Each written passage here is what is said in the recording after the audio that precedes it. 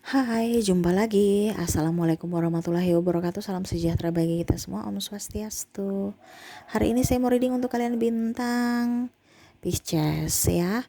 Untuk kamu Pisces,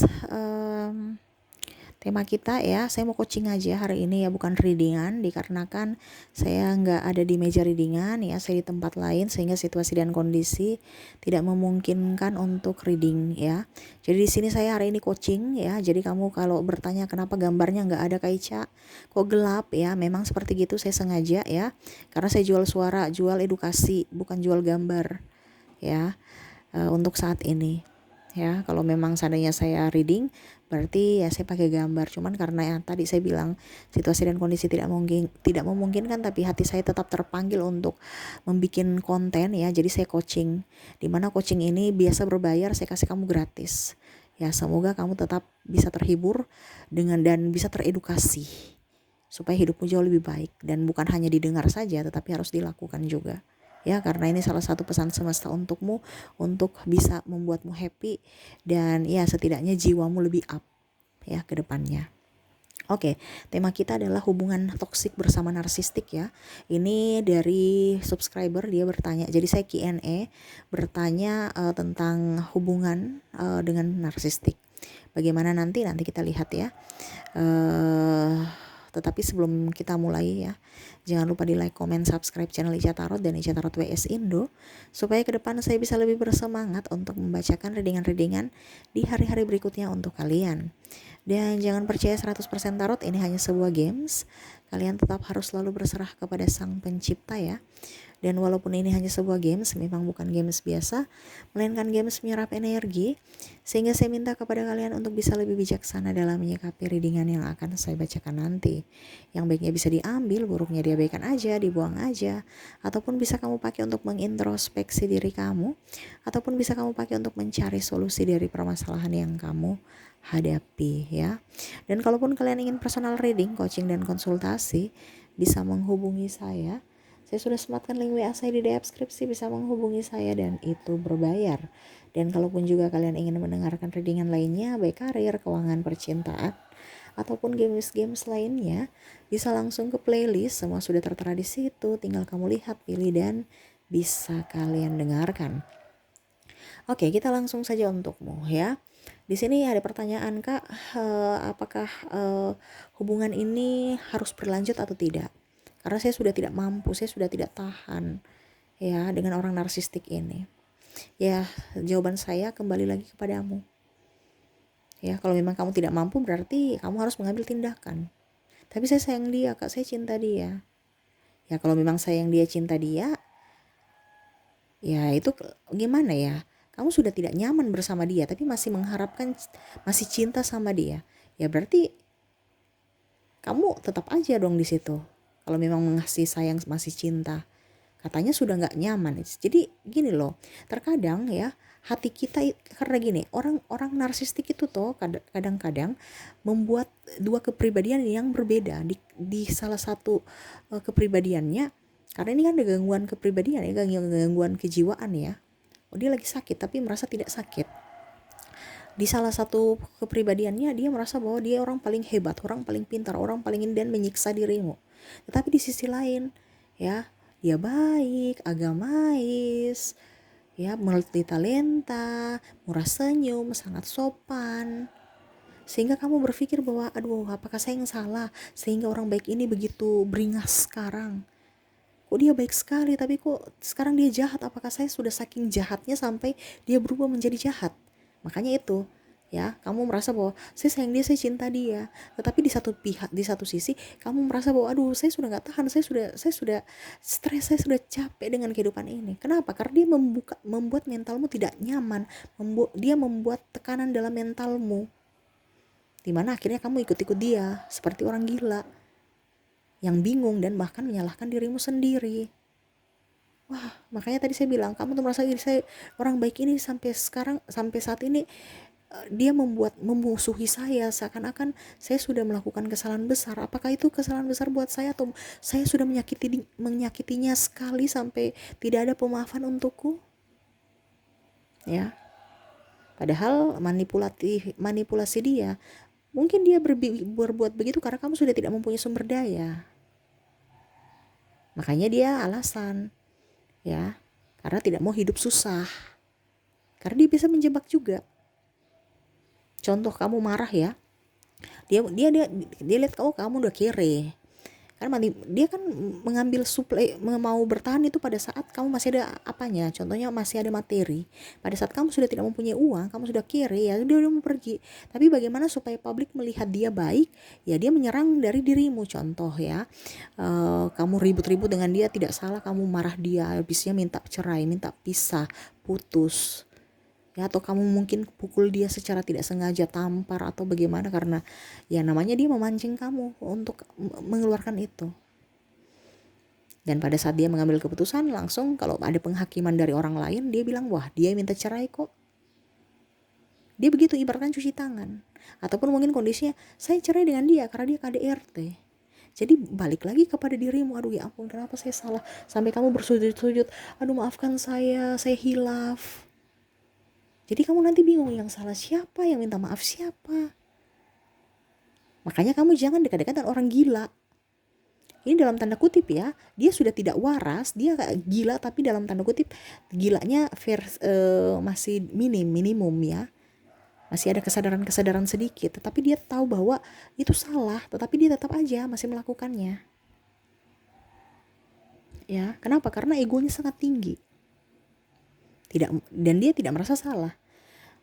NPD itu kan orangnya apa ya, jiwa anak kecil yang ada di dalam tubuh orang dewasa.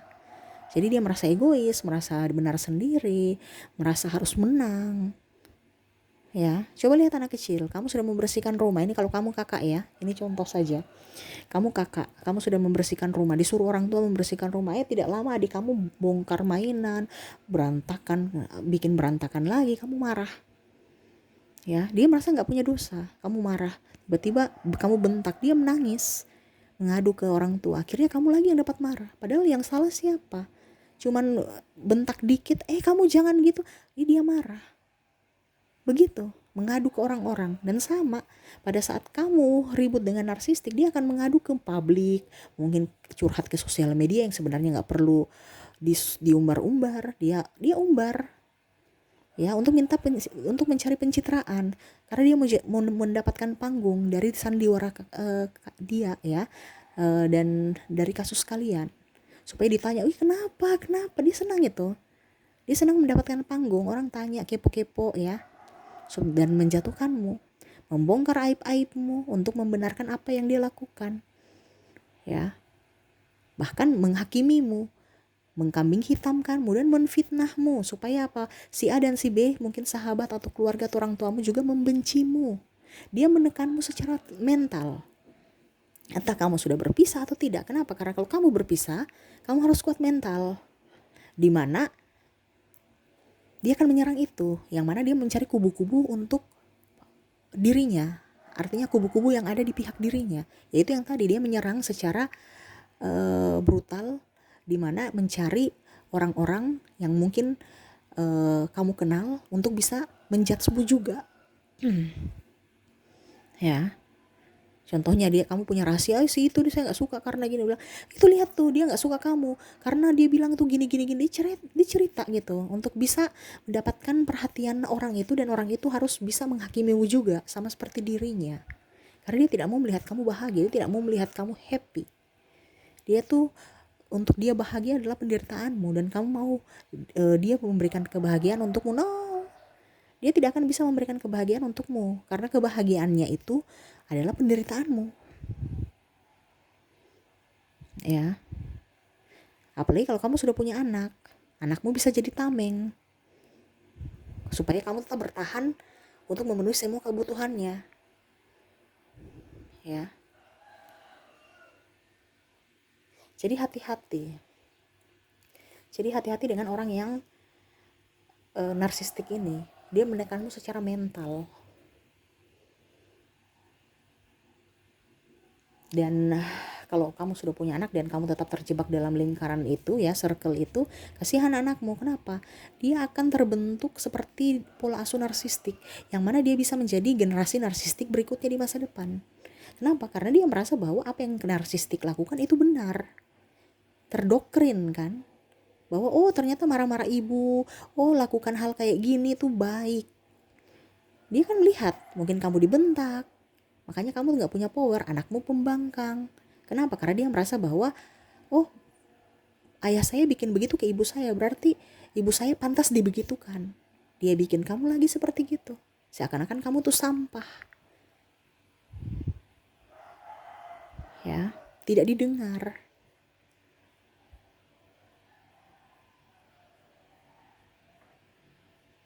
Nah ini, jadi harus bisa tahu, ya, kamu membahagiakan anakmu, kamu harus bahagia dulu, ya. Terus bagaimana caranya supaya saya bisa bahagia, Kak? Self love. Harus bisa mencintai diri sendiri. Harus bisa mempunyai jarak dengan circle-circle toksik. Ya. Ini juga ada yang toksik, narsistik, bukan hanya pasangan. Sahabatmu, lingkungan kerjamu, pimpinanmu, saya lihat di sini ya. Saya merasakan energi itu. Ya, harus self love. Kamu bisa menyelamatkan dirimu kalau memang kamu punya ketegasan untuk dirimu dan punya niat untuk bisa membahagiakan dirimu. Ingat, yang bisa membahagiakan dirimu adalah dirimu sendiri. Yang bisa membuatmu happy adalah dirimu sendiri. Yang bisa membuatmu kaya adalah dirimu sendiri. Bukan kamu meminta dirinya membahagiakanmu. Orang membahagiakanmu itu bonus. Dia mau memberikan atau tidak ya sudah. Tapi yang pastinya kamu harus bisa membahagiakan dirimu sendiri. Jangan mengharapkan orang lain. Kalau kamu berharap pada semesta, berharap pada Tuhan, bukan berharap pada manusia. Apalagi berharap dengan orang narsistik, oh gak akan mungkin. Narsistik aja nih orang sakit, kamu berharap ke orang sakit gak bisa. Kamu malah tertular sakitnya nanti. Ya, ini realita ya. Jadi mungkin kamu bilang, pasti dia bisa sembuh, atau pasti dia akan berubah, ya terserah. Tapi saya tegaskan jangan sampai kamu menyesal di kemudian hari untuk menyia-nyiakan hidupmu untuk penantian semu, yang mana hidupmu dipakai hanya untuk menanti orang yang tidak mau membahagiakanmu. Ya, makanya saya bilang cuman Tuhan saja yang bisa menegurnya dan bisa membuatnya insyaf. Selebihnya nggak bisa. Karena ini penyakit yang mana harus diobati tapi dia merasa dirinya nggak sakit. Ya. Dia mengkambing hitamkanmu, dia akan menyerang mentalmu. Contohnya dia selingkuh, dia langsung bilang, wah itu kan karena kamu gak mengurus saya dengan baik, begini, begitu, membenarkan apa yang dia lakukan. Kamu terlalu dengan kerjaanmu sih, sehingga gak mengurus saya. Ataupun anakmu ya, kalau anakmu jadi orang hebat, orang baik, wah itu didikan saya tuh. Ya, tetapi kalau anakmu buruk ya, nakal atau apa, nanti dia bilang lagi, itu gara-gara didikan ibunya ya. Lihat kalau kamu seorang wanita ya, lihat itu anak itu bandel sekali karena ibunya nggak pernah tegur ya, selalu saja memanjakan dia. Ataupun mungkin kondisinya anakmu tidak pede ya, pemalu atau apa, nanti dia bilang, wah itu gara-gara didikan ibunya tuh ya, selalu dia aja dilarang-larang, selalu dimarah-marah. Jadi kamu bingung ya, saya marah, saya tegas kepada anak, saya salah ya. Saya diamin, saya sayang ya, memberikan kasih sayang yang penuh, dibilang manja. Jadi saya salah juga. Terus apa yang harus saya lakukan? Saya salah terus di matanya. Ya memang seperti gitu. Dia gak mau kamu menjadi bintang. Dia mau dirinya yang jadi star. Ya, dia mau mendapatkan panggung. Padahal kerja kerasmu, ini contoh ya, kamu yang berjuang untuk mencari nafkah, dia yang happy, dia yang pakai uangmu untuk mungkin kalau mau dibilang perawatan, beli baju bagus, ya, ataupun apapun. Walaupun laki-laki ya perawatan ya, pokoknya seperti perempuan, pokoknya dia mau menjadi bintang, nggak mau terlihat apa kalau dibilang, tidak mau kelihatan burik ya. Sampai kamu bingung, yang perempuan siapa, yang laki-laki siapa, ya, tidak betah di rumah, tidak mau bekerja keras. Ya, alasan ini itu, padahal sebenarnya malas. Cuman mau hasil dari dirimu. Santai-santai. Kamu tegur dia marah. ya. Ataupun kalau seandainya kamu belum menikah, ya macam-macam, bilang inilah itulah alasan, padahal sebenarnya dia kamu menikah. Alasan belum mempunyai uang lah, inilah itu, padahal sebenarnya dia hanya mau suplai dari dirimu, ya. Contohnya ya kamu menemani dia, entah seks, entah happy-happy, belanja, ataupun ya memberikan dia fasilitas apapun, keuangan dan macam-macam. Tapi kalau pertanggungjawaban nggak mau, itu hanya alasan dia. Dan pada saat kamu sudah tidak mempunyai apa-apa, ya dia pergi. Begitupun kalau mempunyai, sudah menikah, yang tadi dia alasan bilang, wah kamu yang minta kan. Selama kamu masih mempunyai ini ya, selama kamu masih mempunyai sumber daya, dia akan mencari cara bagaimana caranya supaya kamu tetap bertahan sama dia. Ya, entah mungkin nanti dia ngancam. Kamu sekali lagi, kalau seandainya macam kamu masih kaya ya, karena ya kita bicara materi di sini, karena orientasinya juga saya lihat di sini keuangan ya. Kalau kamu masih kaya, nanti dia bilang gini, kamu mau cerai dengan saya bilang kamu punya rahasia ini ya. Dia ancam. Tetapi kalau seandainya kamu sudah tidak mempunyai supply, kamu sudah tidak mempunyai apa sumber daya yang dia bisa jadikan patokan untuk dirinya happy, dia akan berbuat bagaimana caranya supaya tetap nama baiknya up ya di mata orang, di mata publik, dan kamu yang salah, tetapi memuluskan jalannya, yaitu perceraian, perpisahan. Contoh, dia ribut-ribut marah dengan kamu, akhirnya kamu mungkin ada kata-kata kasar atau KDRT, atau mungkin kamu yang minta cerai. Nanti bilang, oh iya kamu kan yang mau minta cerai, saya oke cerai. Jadi kalau orang bertanya kenapa kalian bercerai, langsung dia bertanya, dia jawab, oh iya karena dia yang minta. Pokoknya kamu salah lagi ya, atau karena KDRT. Sampai kamu juga bingung, ya ampun, yang salah siapa, yang minta maaf siapa. Pokoknya gitu, dan lain-lain, masih banyak contoh yang lain. Cuman saya ambil kasih 2 contoh itu yang paling konkret. Untuk padahal kamu tidak tahu bahwa itu jebakannya. Padahal memang dia sudah tidak mau bertanggung jawab. Karena dia gak mau hidup susah. Tidak mau menderita bersamamu. Dan dia melepaskan apapun yang sudah intinya dia gak pernah melihat dari sisi kebaikanmu. Ya, yang mungkin dulu kamu berkorban untuk dirinya pada saat susah, no. Ya, dia bilang dalam hati, ya kalau kamu susah ya susah aja sendiri. Kalau happy bersama saya, susah ya jangan bawa gua. Jadi orang narsistik ini manipulatif. Karena apa? Dia begitu karena sudah mempunyai suplai lain. Jangan kamu berpikir, wah dia setia sama saya. Iya, karena kamu masih punya uang. Tapi ingat, dia sudah mempersiapkan suplai lainnya. Dia sudah mata-matai ya, kira-kira orang ini bagaimana supaya saya bisa masuk dalam kehidupannya nanti kalau seandainya kamu sudah tidak berdaya. Ada pengganti. Ya. Jadi seperti gitu, ya. Dia hanya memanfaatkanmu. Jadi kalau macam contoh kamu bilang dia akan membahagiakanmu, no, tidak akan. Ya, karena kebahagiaannya adalah penderitaanmu. Dan dia tidak mau kamu bahagia. Ya. Terus yang kedua, dia nggak akan sembuh karena dia merasa dirinya nggak sakit. Ya. Terus kalau ditanya lagi, kemarin ada subscriber tanya, terus bagaimana supaya balas dendam ke dia? Ya kamu harus punya prestasi dong. Dia kan gak suka kamu bahagia. Jadi pada saat kamu berprestasi, itu adalah kehancuran buatnya atau balas dendam untuknya yang sangat luar biasa, akan membuatnya terluka. Dengan prestasimu ya, bukan dengan keluar-keluar. Dia keluar-keluar di sosmed, kamu balas lagi keluar-keluar di sosmed. Wah, itu masuk perangkapnya. Ya, karena dia bisa kamuflase.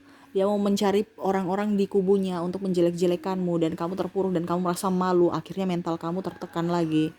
Ya, jiwa kamu tidak sehat, bisa kamu tekanan secara mental, ya, dan merasa bersalah berkepanjangan. Jadi didiamin saja, dicuekin saja, ya. Jangan tanggapi. Kalau kamu tanggapi, ya kamu masuk jebakannya. Ya.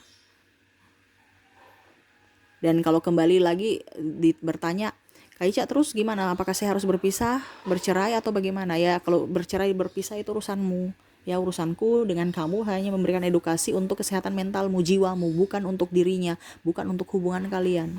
Kalau kamu oke siap untuk berpisah, ya berpisah aja. Untuk kalau memang itu cara terakhir ya, karena apalagi kalau udah nikah sudah bercerai itu kan nggak boleh tidak dibolehkan oleh agama ya. Tetapi ya untuk kesehatan mentalmu ya kamu yang harus mengambil keputusan.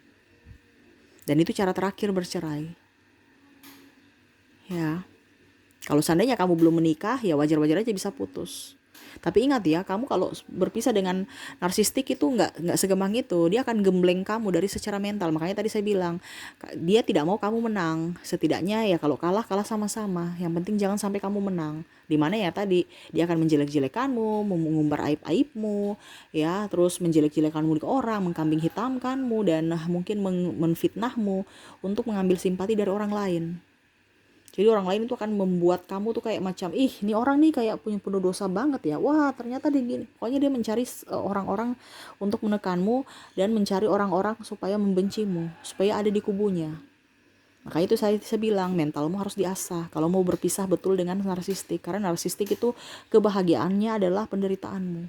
Makanya saya bilang mentalmu harus up, tunjukkan dengan prestasi supaya dia jerah, supaya dia menangis, supaya dia merasa tidak bahagia.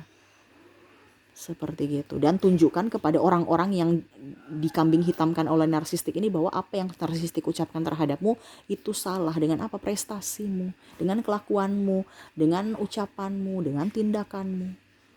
Tunjukkan bahwa apa yang mereka pikirkan tentang dirimu salah gitu. Bukan kamu berkuar-kuar dan akhirnya mereka berpikir bahwa wah ternyata narsistik benar ya, apa yang dikatakan narsistik itu benar tentang dia, tidak salah. Nah itu, jadi harus jangan sampai kamu masuk perangkapnya, hati-hati ya. Oke, jadi seperti itu ya mungkin yang edukasi yang saya bisa sampaikan kepadamu. Jangan terlalu berharap pada narsistik. Narsistik itu tidak mencintaimu, dia mencintai dirinya sendiri. Dan kebaikan-kebaikanmu itu kebaikannya itu tidak tulus untukmu. Dan pada saat kamu mempunyai kebaikan, dia tidak akan ingat. Karena apa? Dia hanya mau mengambil keuntungan dari dirimu. Jadi harus sadar, harus waras. Jangan sampai kamu ikutan gila karena dirinya. Ya, kamu harus mengambil tindakan untuk dirimu sendiri. Apalagi kalau kamu punya anak, harus juga mengambil tindakan untuk anakmu. Ya, supaya hidup dia lebih baik ke depannya. Dan hidupmu juga jauh lebih baik ke depannya. Oke, itu yang bisa saya coachingkan hari ini ya. Semoga resonate dan bermanfaat. Jangan lupa di like, comment, subscribe channel Ica Tarot dan Ica Tarot WS Indo. Supaya ke depan saya bisa lebih bersemangat untuk membacakan readingan-readingan di hari-hari berikutnya untuk kalian. Terima kasih. Saya pamit. Assalamualaikum warahmatullahi wabarakatuh. Salam sejahtera bagi kita semua. Om Swastiastu. Bye-bye.